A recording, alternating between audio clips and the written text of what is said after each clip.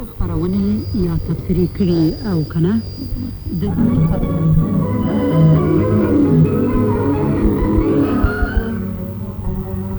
په سر کې هم د خبرونو لنډیز وړاندې کېږي.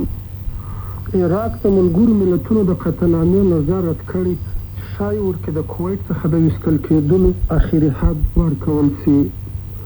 شوروي اتحاد عراق تورن کړي چې د هغې لوزنامې څخه سرغړونه کړې ده په کومه کې چې د شورویانو پر خوشي کولو موافقه شوې وه. د افغانستان صدر نجیب الله وایي چې د پخواني پاچا د سولې وړاندیزونه تر غور لاندې نیولي دي. د خبرونو نه وروسته به د نړۍ دا وخت په پروګرام کې په افغانستان او خلیج باندې ګڼ شمېر مضمونونه او تبصرې درته وړاندې کړو، خو لومړی د خبرونو تفصیل چې نن د علي ارغنداوي درته ولولي. عراق وایي چې د واشنګټن په هغه قطعنامه چې د ملګرو ملتونو د امنیت په شورا کې وړاندې او عراقي عسکرو ته د کویت څخه د وتلو اخري وخت ورکول کېږي به پروا ونه کړي. د امریکا متحده ایالات عراق ته وایي چې د جنوري تر لومړۍ نیټې پورې عراق خوشي کړي او که نه امکاني نظامي عمل ته انتظار وکړي. د عراق د باسکون رسمي ورځپاڼې وویل چې دا به د ملګرو ملتونو پر ځای د امریکا قطعنامه وي او عراق به پروا ونه کړي او نه به تر خپل حق تیر سي. امریکا غواړي چې د پنجشنبې په ورځ به پر قطعنامه خبرې وکړي او دا داسې وخت دی چې د امنیت شورا مشرتوب یمن ته ورکول کېدای سي، کوم هېواد چې به د قوې د استعمال سره مخالفت څرګند کړي. د یمن جمهور رئیس جنرال علي عبدالله صالح وایي چې جمهور رئیس بش باید د دې کار پر ځای د عراق سره خبرې وکړي. شوروي اتحاد عراق تورن کړي او وایي چې د هغې لوزنامې څخه خلاف ورزي کوي تر څو شورویان د عراق څخه خپلو کورونو ته ستانه شي. د بهرنیو چارو وزارت یو ویندوی ویلاد چرکن وویل چې د عراق د بهرنیو چارو وزیر طارق عزیز مسکو ته بلل شوی او رسېدلی دی تر څو پر دې موضوع د شورنتسا سره خبرې وکړي. ښاغلي چرکن زیاته کړه که چیرې عراق سمدستي ټول بندیزونه لرې نه کړي نو شوروي اتحاد به مجبور سي چې نور سخت دریځ غوره کړي. د افغانستان صدر نجیب الله وایي چې د سولې هغه وړاندیزونه تر غور لاندې نیولي کوم چې پخواني پاچا ظاهرشاه وړاندې کړي دي. هغه زیاته کړه چې د یوې هر اړخیزه سولې په غرض به خپل وړاندیزونه نشر کړي. جمهور رئیس په یو مطبوعاتي کنفرانس کې د جنیوا تر سفر وروسته خبره کوله او زیاته کړه چې د پخواني پاچا او نورو مخالفو مشرانو د نمایندګانو سره خبره اورېدنه کړې ده.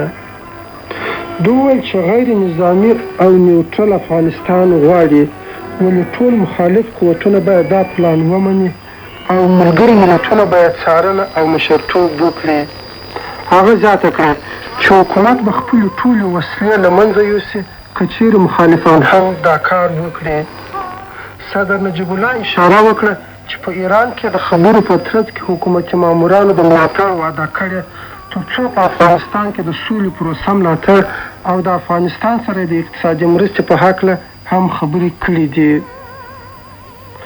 د هند شمالي ولایت پنجاب په جلندر ښار کې چې تېره ورځ شکمنو ترورستانو کم تر کمه 15 تنه ووژل اوس بندیز لګېدلی دی. د دې وژنو له کبله د جلندر هندوانو مخالفت کړي او وایي چې حکومت د افراطي سیکانو په مقابل کې نرم دریځ خپل کړی دی. په یو بل انکشاف کې سیکانو غږ کړي چې سر له سبا به په 2 ورځني هرتال کې برخه واخلي. دا ځکه چې د هغوی ډېر خلک په ټول پنجاب کې راټول او بندیان شوي دي. د هند صدراعظم چندرشیکر دا کار داسې یو ضروري اقدام ګڼلی تر څو په پنجاب کې د حالاتو د نورو خرابېدو مخه ونیول شي. د مسکو د ښاري شورا یو لوړ رتبه مامور د سمدستي اقداماتو غوښتنه کړې ده تر څو په ښار کې د غذایي موادو د کمبود سره مقابله وکړل شي. د مسکو ښاروال لومړي مرستیال وویل چې په مسکو کې د 3 ورځو وچې شیدې پاتې او ډېرو ګاونډیو ولایتونو انکار کړی او د شوروي پایتخت شیدې نه پرېږدي. په مسکو کې د BBC خبریال وایي چې غوښې، پنیر او هګۍ هم په سرکاري دوکانونو کې نه لیدل کېږي. زموږ خبریال زیاتوي چې شاید دهقانانو خپل تولید د ګرانۍ په هیله ساتلی دی. څنګه چې په پولنډ کې د جمهوري ریاست د انتخاباتو نتیجې لاسته راغلي، اوس څرګنده ده چې د امبستګۍ مشر لیخوالنسا او سټانسلا تیمینسکي کوم چې د بهر له هېواده ستون شوي دي مبارزه روانه ده. سټانسلا داسې یو کس دی چې فقط څو هفتې وړاندې په سیاست کې داخل کوم چې یو سرمایه‌دار او اوس ریاست ته درېدلی دی. ښاغلي والنسا پر نورو کاندیدانو ډېر ووټونه وړي دي چې قریب 40% رایې کېدای سي، ولې د یو مخبریالیتوب لپاره دا ډول اکثریت کافي نه دی. د هېواد صدراعظم مازوویتسکي 19% څخه کمې رایې وړي دي او د انتخاباتو په دوهمه دوره کې برخه نشي اخیستی. د کمبودیا څخه راپورونه وایي چې ښایي په نږدې وخت کې د حکومتي عسکرو او خمروش ترمنځ جګړه پیل سي. ویل کېږي چې خمروش داسې پلان جوړ کړی تر څو د هېواد په شمال او شمالي غرب کې پر مهمو مرکزونو حمله وکړي. د جګړو دا راپور په داسې وخت کې جاري کېدای سي چې د امنیت شورا 5 دایمي غړو پر یوه داسې هر اړخیزه مسوده موافقه کړې تر څو په کمبودیا کې سیاسي هواری راوستل سي. په مسوده کې اوږده معلومات ورکول سوي او د ملګرو ملتونو د امنیت شورا به اوربند وڅاري تر څو آزادو انتخاباتو ته لاره هواره سي. خبرونه مو واوریدل. تاسو د لندن نه د بي بي سي پښتو خپرونه په لاندو څپونونه 25 او 140 مترو او منځنۍ څپه 212 مترو کې اورئ. اوس هم د خپرونې د تحلیلي پروګرام نړۍ دا وخت لومړی موضوع. ژنیف ته د ډاکټر نجیب الله د سفر ځینې خواوې اوس وضع شوي دي چې د خپرونې په سر کې لومړی غواړو دا موضوع وڅېړو. په کابل کې صدر نجیب الله نن په یو مطبوعاتي کنفرانس کې وویل چې هغه ته د پخواني پاچا محمد ظاهر شاه د طرفدارانو لخوا د صلح د پلي کېدو لپاره یو پلان ورکړ شوی تر څو د افغانستان روانه 12 کلنه جګړه پای ته ورسیږي. ضمناً د ډاکټر نجیب الله حکومت هم داسې د صلح په پلان باندې کار کوي چې ډېر ژر به اعلان شي او ویل کېږي چې د پخواني پاچا د پلان زیاتې مادې به پکې شاملې شي. له کابل نه زموږ خبریال دیپک ترپاټي داسې لیکي. دا لومړی ځل دی چې جمهور رئیس نجیب الله په ښکاره توګه ویلي دي چې د افغانستان د پخواني پاچا ظاهر شاه سره د خپلو ملګرو د لارې په تماس کې شوی دی. صدر نجیب الله وویل چې د افغانستان د پخواني پاچا لخوا د نومبر د میاشتې پر هغه نیټه مشخص وړاندیزونه او پیشنهادونه ترلاسه کړي دي. کله چې صدر نجیب الله ته د افغانستان د پخواني پاچا پیشنهادونه ورسېدل، ټول یې مطالعه او زیات اړخونه یې د ده د صلح او کړنلارې ته ورته نزدېکت درلودی. نو له دې کبله 10 ورځې وروسته ډاکټر نجیب الله وجنیوا ته سفر وکړ چې د افغانانو سره خبرې وکړي. د صدر نجیب الله د قوله په سویس کښې د افغانستان د مهاجرو د ټولو ډلو د استازو سره لیدنې کتنې کړي دي، بې له هغو بنیادګرو ډلو څخه چې په پاکستان کښې اوسېږي. صدر نجیب الله د هغو خلکو نومونه یاد نه کړل هغو چې د ده سره یې کتنه کړې.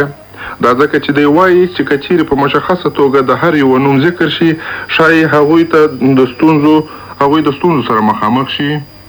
ډاکټر نجیب الله اوس د سولې په هر اړخیزه کړنلاره باندې غور کوي چې ډېر ژر به ونشر ته وسپاره شي. د دې ترڅنګ د افغانستان د حکومت جمهور رئیس دا هم وویل چې دی د افغانستان په بشپړه توګه غیر فوجي کول غواړي، لکه څرنګه چې اروپا په دې لاره خوځېږي. و دې کار ته د رسېدو لاره د ډاکټر نجیب په عقیده دا ده چې د ملګرو ملتونو تر نظارت لاندې دي او هم په نړیوال باور سره د افغانستان په خلکو باندې وسلې بندي شي په ګډون د شوروي اتحاد چې افغانستان ته وسلې ورونه لېږي. د بلې خوا په مجاهدینو باندې هم باید دا کار عملي شي. صدر نجیب الله زیاته کړه که چیرې په راتلونکي وخت کښې به هم د سولې لپاره نورې هم خبرې وشي. د سویس د ناپیلي هېواد په هکله چې صدر نجیب الله 15 ورځې پکښې تېرې کړې، ده وویل چې که چیرې د افغانستان په هکله بشپړ او مطلقه پرېکړه ومنځته راشي، نو دی چمتو دی چې په افغانستان کښې د وسلو ټول ګودامونه او دیپوګان له منځه یوسي. افغانستان ته د راتګ په وخت کښې صدر نجیب الله په مشهد کښې د لږ وخت دپاره تم شو ایران کښې د ایران د رسمي مقاماتو سره کتنه وکړه او د ایران لخوا وعده ورکړه شوه چې د افغانستان د سولې د راتګ په لاره کښې به ایران پوره زیار وباسي. د دې ترڅنګ به دواړه هیوادونه د اقتصادي او کلتوري مرستو په لاره کښې یو د بل سره لاس ورکړي. د اوسني نړیوال فضا د شرایطو سره سم ډاکټر نجیب الله د افغانستان د غیر فوجي او ناپیل کولو طرفدار دی. د زیاته کړه چې د امریکا او شوروي اتحاد اوسنۍ خبرې د افغانستان د سولې د جریان لپاره خورا ګټور تمامېږي. په عین وخت چې نجیب الله وویل چې د افغانستان شخړې ته باید د خبرو د لارې حل وموندل شي. دا خبرې باید نور هم دوام پیدا کړي. دا له کابل نه جی پکټ پاتې د پخواني پاچا د صلح وړاندیز په 2 صفحو کې لیکل شوی او لکه چې مو له کابل نه واورېدل ډاکټر نجیب الله وایي چې دا پلان هغه ته د پخواني پاچا د طرفدارانو لخوا د صلح د وړاندیز په غرض ورکړل شوی دی. خو د پخواني پاچا خاص استازي او تر زوی جنرال عبدالولي په روم کې ویلي دي چې هغوی ډاکټر نجیب الله ته په خپله کوم وړاندیز نه دی کړی. زموږ د ختیځې څانګې سلما زویري په دې موضوع داسې لیکي. په 12 کالو کې دا اوس ډیره مهمه خبره ده چې جلاوطن پاچا د سولې د یو پلان سره راڅرګند شوی دی. د ظاهر شاه د ترزوی او د هغه مشیر جنرال عبدالولي تر مخه د سولې دا وړاندیزونه 13 اونیو راهیسې په ټولې نړۍ کې نومیالو افغانانو ته ورلیږل کېدل. د دې وړاندیز تر مخه د دیشتو مخورو افغانانو یوه کمیټه د جوړه کړې شي څوک چې د جهاد ملاتړ هم کوي او برخه اخیستونکو زیاتره ګوندونو لپاره د منلو وړ هم وي. دا کمیټه به د ټولو ډلو سره د مشورې نه وروسته د اضطراري حالاتو د یوې جرګې لپاره د خلکو فهرست جوړ کړي کومه چې یا خو په افغانستان کې دننه کار کوي یا په یو مسلمان ملک لکه ترکیه یا مصر او یا یو بېطرفه ملک کې لکه سویټزرلینډ یا اتریش یعنی آسټریا. د دې وړاندیزونو تر مخه د اضطراري جرګې د جوړولو کار به د ملګري ملتونو په غاړه وي. د دې نه وروسته دا جرګه به بیا یو موقتي سیاسي هیئت جوړي چې هغه به د نوي اساسي قانون د جوړولو مسؤله وي. دا به د لوی جرګې انتظام وکړي چې د اساسي قانون تصدیق وکړي او د آزادو انتخاباتو لپاره د زمینې برابرولو تیاری هم ونیسي. دا پلان هغو یو شمېر وړاندیزونو په شان دی چې په تېره کې بېلابېلو ګوندونو لخوا وړاندې شوي وو. په دې کې یو د ملګرو ملتو لخوا هم ولې تر اوسه یو هم پکې د کاناډا سره نه دی مخامخ شوی. ډاکټر نجیب الله وایي هغه خپل د سولې پلان لګیا دی جوړوي چې پکې به ځینې هغه ټکي هم شامل وي کوم چې ظاهر شاه لخوا ورکړل شوي دي. تر اوسه د مجاهدینو لخوا د پخواني پاچا په دې پلان څه عکس العمل نه دی ښکاره شوی.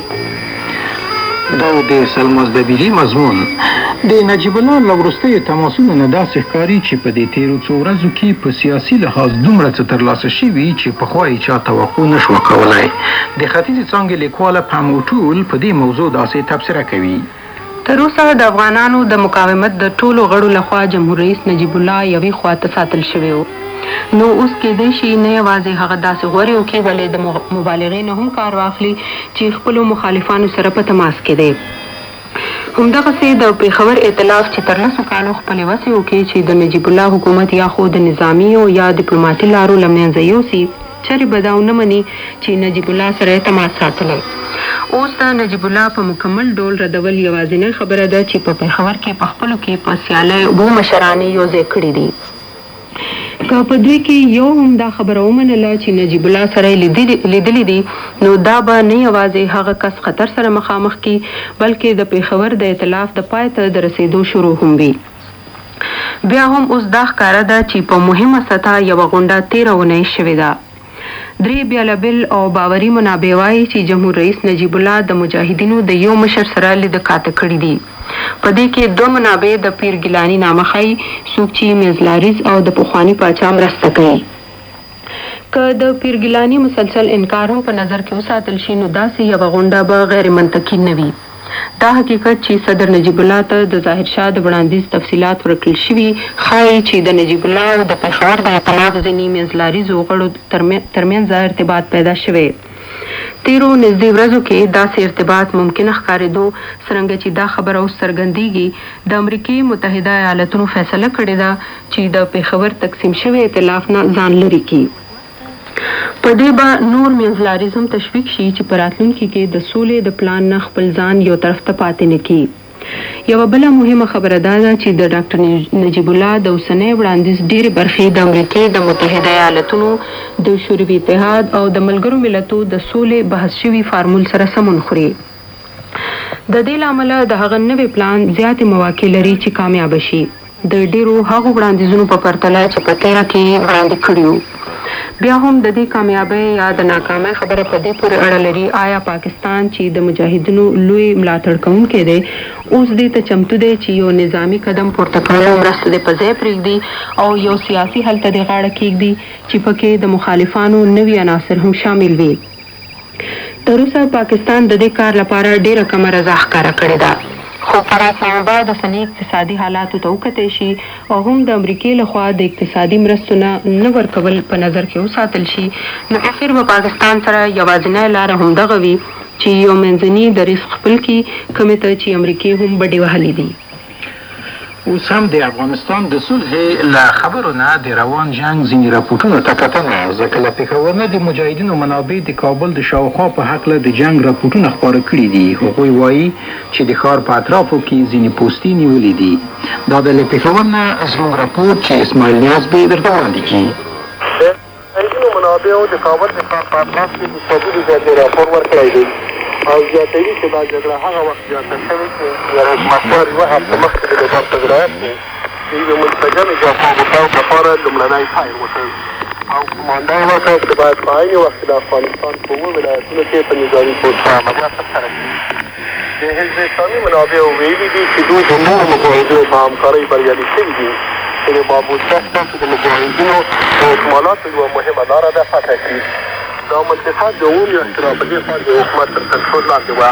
په همدې ترتیب دا منابع راپور ورکوي چې دوی وکولی شوای یوه مهمه ستراتیژیکي نقطه چې د پانامې په سیمو سره منځونه ده او د کابل په جنوب کې موقعیت لري فتح کړي او وایي چې اوس مجاهدین کولی شي چې هغه نظامي مرکزونه تر خپلو حملو لاندې راولي کوم چې د کابل د ښار په اطراف کې واقع دي.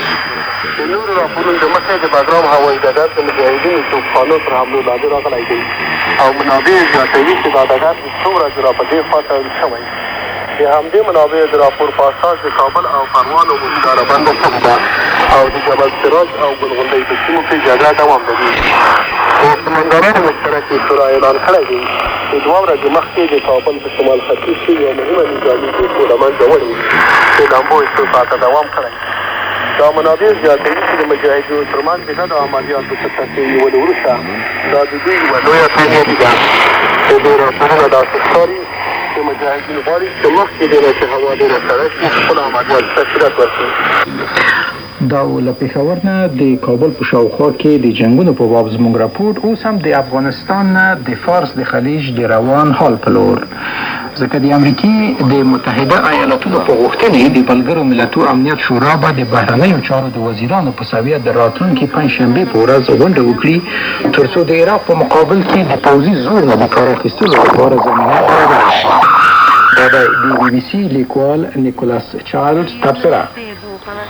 د امریکا جمهور رئیس بوش او د هغه د بهرنیو چارو وزیر جیمز بیکر په وروستیو دوه هفتو کې سخت لګیا تر څو د ملګرو ملتونو ملاتړ ترلاسه کړي چې په خلیج کې د وسلې زور استعمال او عراق د کویت څخه وویستل سي.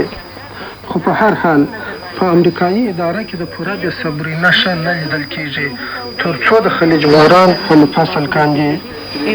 د روان هفتې په لومړیو ورځو کې د امریکا د دفاعي چارو وزیر ډیک چیني د هغو خبرو او اوازو په تقویه کېدلو بوخت چې صدام حسین د ضروري وسلو په جوړېدو بوخت دی او کېدای سي چې په یو څو میاشتو کې دا وسله تولید کړل سي. د دې تبصرو څرګند هدف ښایي دا وي چې د پنجشنبې په ورځ په امنیت شورا کې داسې قطعنامه ومنل سي تر څو د عراق په وړاندې د قوي استعمال ملاتړ کړي. د راپورونو سره سم ویل شوي چې د امریکا متحده ایالات په عراق ته وایي که چیرې د سږ کال تر پایه کویت پرې نږدې نو په هغه حالت کې به د وسلې په زور وویستل سي. داسې ښکاري چې د وخت ورکول داسې یو جوړجاړی وي چې د ځینو لویو هېوادونو لخوا غوښتل شوی تر څو دا لانجه په سوله حل و فصل کړل سي. اوس هم د شوروي فرانس او چین په هکله شک او تردید موجود دی او ویل کېږي چې د قطعنامې پر متن یې ځان ته نظریات غوره کړي دي. کېدای شي چې ځینې نور هېوادونه چې د امنیت شورا دایمي غړي نه دي زړه نازړه او کېدای شي چې یمنیو مخ خلاف او د قطعنامې برخلاف رایه ورکړي. خو د امریکا متحده ایالاتو موقع څخه په استفاده غواړي چې ډېر ژر قطعنامه پاس کړي. دا ځکه چې د هفتې په پای کې به د امنیت شورا ریاست یمن ته ورسېږي. دا هېواد چې د شورا دایمي غړي نه دی نشي کولی تر څو د عراق پر ضد د قطعنامې جاري کول ودروي، ولې کېدای شي چې د امنیت شورا د مشر په توګه خنډ واچوي او قطعنامه وځنډوي. په پای کې داسې حدس ویل کېدای شي چې قطعنامه به صدام حسین ته د اخطار داسې یو پیغام نه وي څنګه چې د امریکا حکومت فکر کوي، او کېدای شي چې په امریکا کې هم را پیدا شوې ناراحتي چې د خلیج له کبله پیدا شوې ده آرامه او خاموشه کړي. د نیکولاس چایلز تبصره ضمن د عراق نه د امریکې د وړاندیز په باب چې باید د ملګرو ملتونو لارې ورته د نظامي قوې د استعمال لپاره موقع ورکړل شي کلک تنقید نیول شوی دی. د عراق د سرقدار ګوند د التورا ورځپاڼه نن په دې موضوع یوه سرمقاله لري چې دا د له بغداد نه راجر هیرینګ ورباندې داسې لیکي. د باز د ګوند ورځپاڼې د التورا د پای چاپ نن وځنډول شو په دې چې په خپله اداره کې په ملګرو ملتو کې د امریکې د وروستی عمل جواب ورکړي.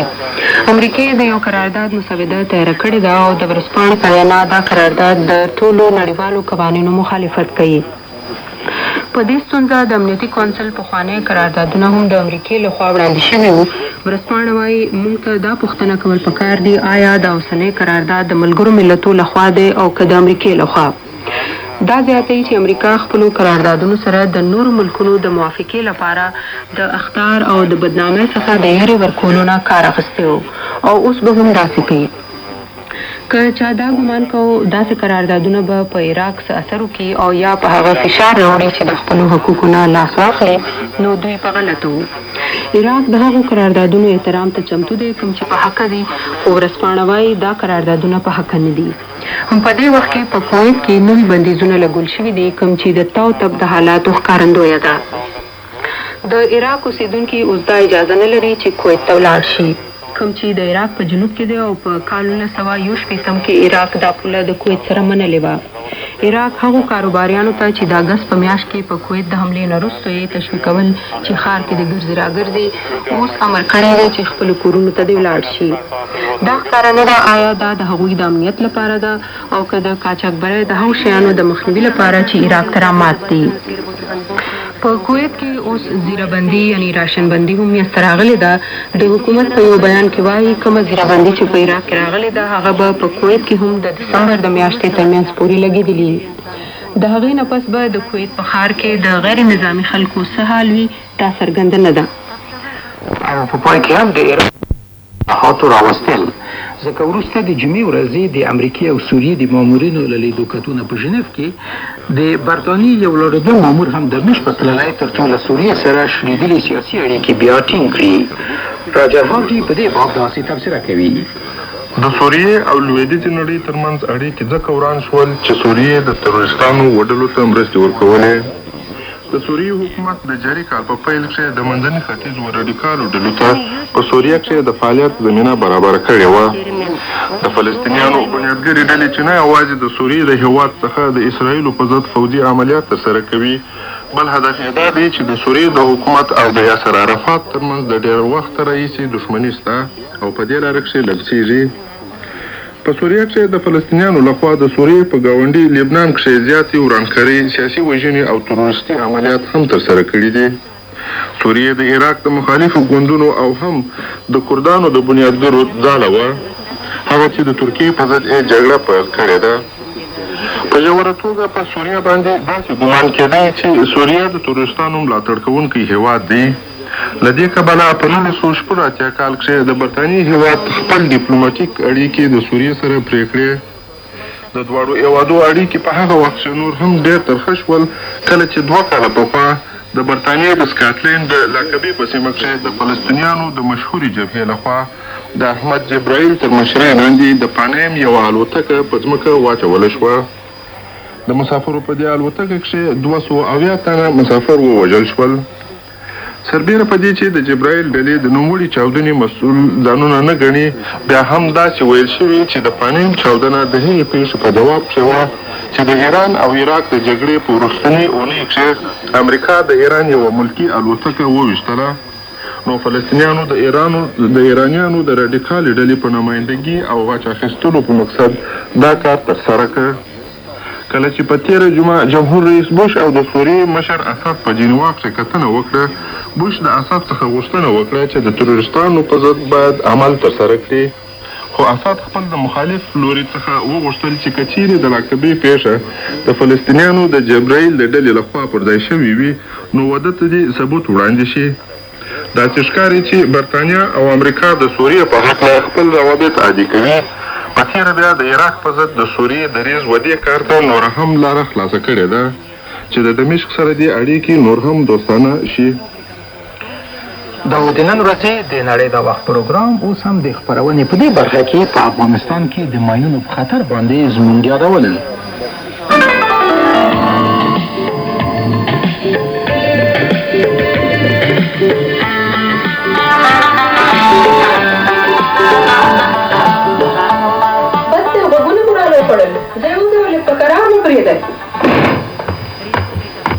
د دې ماشومانو د لاسه خو تر 2 سپېږمو ورسېدم. ولې آخر څه دي زلشت دی؟ مړه خو بل کار یې نشته. ځي او راځي او وایي چې ناشنا شیان مو موندلي دي او کیدای شي چې ماینونه یي. نو څنګه ماینونه به وي که نه؟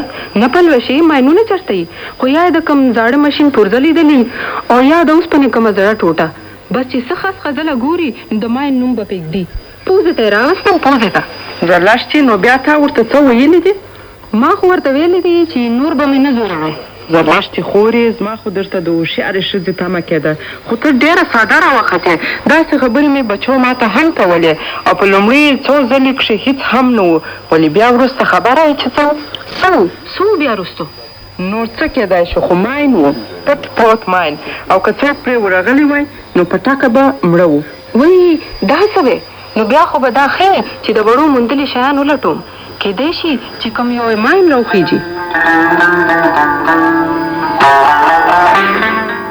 کوچنیان مو وهڅوئ چې په شکمنو شیانو مو خبر کړي، کیدای شي چې ځنې یې ماینونه وي، ولې یاد ساتئ چې احتیاط تر خپېمانۍ ډېر ښه دی.